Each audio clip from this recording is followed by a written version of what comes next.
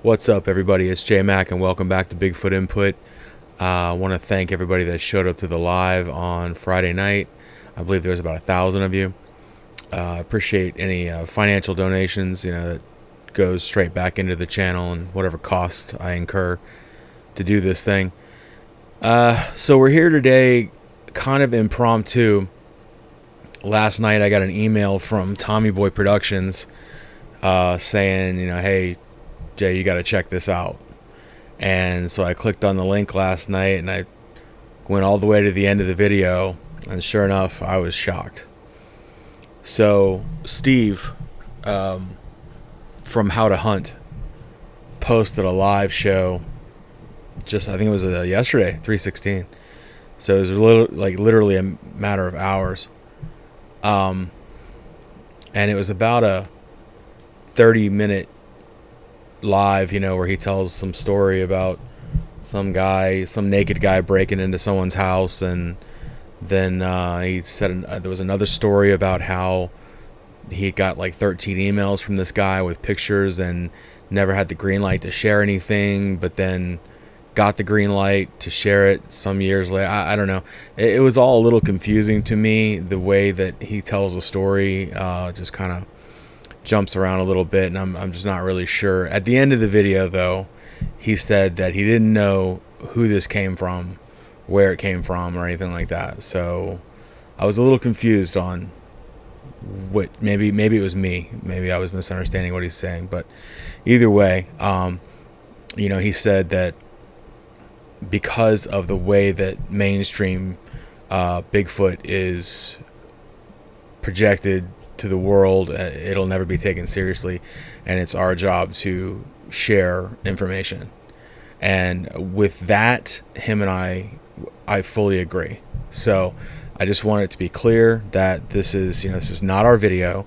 I don't have any rights to it whatsoever. It's just sort of out there. It's leaked. It's out there in the world now, and you're gonna probably see it pop up quite a bit. But this, I'm gonna take Steve on his word, and he says that he's had this video for at least 3 years. So that, to me, rules out any AI interference. CGI, no. CGI doesn't really work that way. I'm not an expert on CGI, but I do know that much. It's a thermal video, which means it is picking up a heat source. And although there are ways to fool a thermal camera, they're really not really ways to hoax, to fake a thermal video, especially with technology from 3 years ago. So, unlike our guy Steve, I'm not going to make you listen to me for 30 minutes before we get to the video. I'm going to go ahead and show it right now, and then we're gonna break it down a little bit. We're going to watch it slowly and see what there is to see. All right, here goes the video.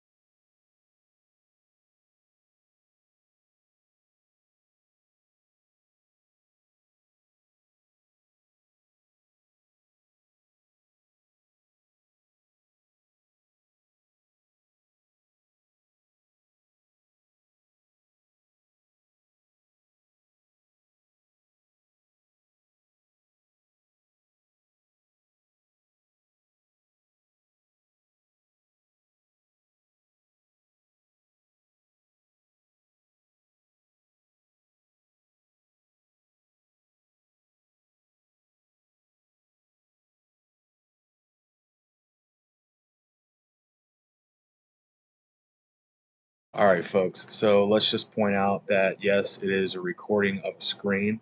We can see that. And it is it's a drone with a thermal camera attached. And obviously there's varying degrees of thermal cameras, high, low, etc. I want to bring up this picture though. I just did a side by side on these two pictures, and if anybody can tell me why these are important, why is this comparison important? If anybody gets it right, I'll give you a cookie. I'll send it in the mail to you. But basically, the way I'm looking at it is when an animal is on thermal, when a creature, animal, whatever, a fur, hair covered entity is on thermal, they look kind of blended, because it's a mix of muscle and, there's probably some skin exposure. There's hair. There's, you can facial skin, things like that. There's a little bit of variance, but it's pretty muddled. When a human shows up on thermal, uh, we see things like their shoes and that they're wearing a hat or a jacket, whatever, right? Because there's varying degrees of clothing on top of the heat source. Whereas with a creature, there's only one layer on top of the heat source, and it's made out of the same thing, so it's more uniform. That's my point, is that it would be very difficult to put a man in a suit and put him out there and get thermal imaging without seeing his pants or his shoes or whatever else he was wearing. Okay, so to me that adds a little bit of legitimacy to what we're looking at.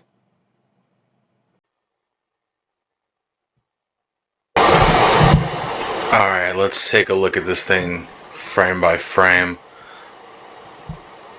It's kind of a long video, so I don't know if we'll do each frame, but so he pops into vision right there on the bottom right.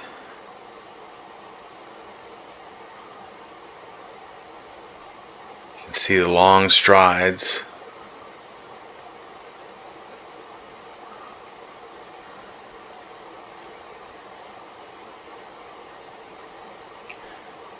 It's not, okay, there we go. It's not a high quality thermal cam, so it's kind of hard to keep up with them frame by frame. Watching it in motion is easier. But I just wanted to see if we could get maybe a decent still shot, because at some point he turns his head and looks at the camera. I'm saying he as a general term. I don't mean to assume Bigfoot's gender, but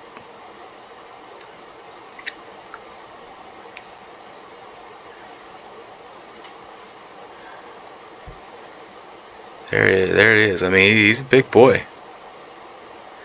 Got the long arm swing.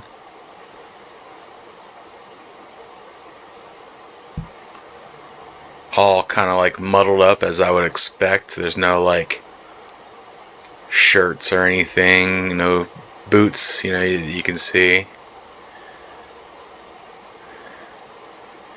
And just 100%, it is so much better in motion than frame by frame. Look at that. Look at this. Come on.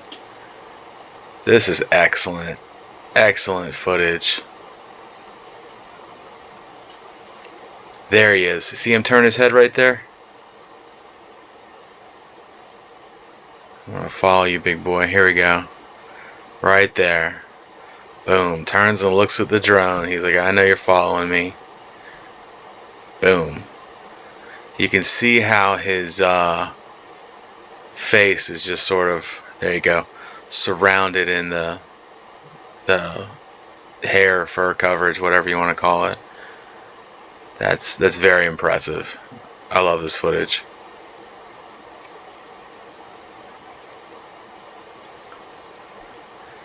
And he's just walking and walking, trying to get to somewhere, probably trying to find some coverage from this drone.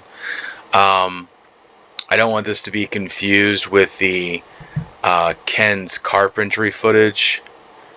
It is not the same. That one is a full color camera, and we know that Ken has a Bigfoot suit that he uses jokingly for promotional purposes and stuff like that, so we know that's a hoax. This is not the same, and actually this footage would be older than that footage, according to Steve.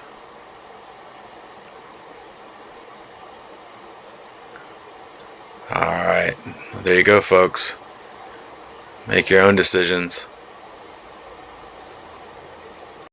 Alright, folks, I'd love to hear what you have to say about this in the comments. And thanks for watching, as always. Keep squatching. This is J Mac, and I'm out.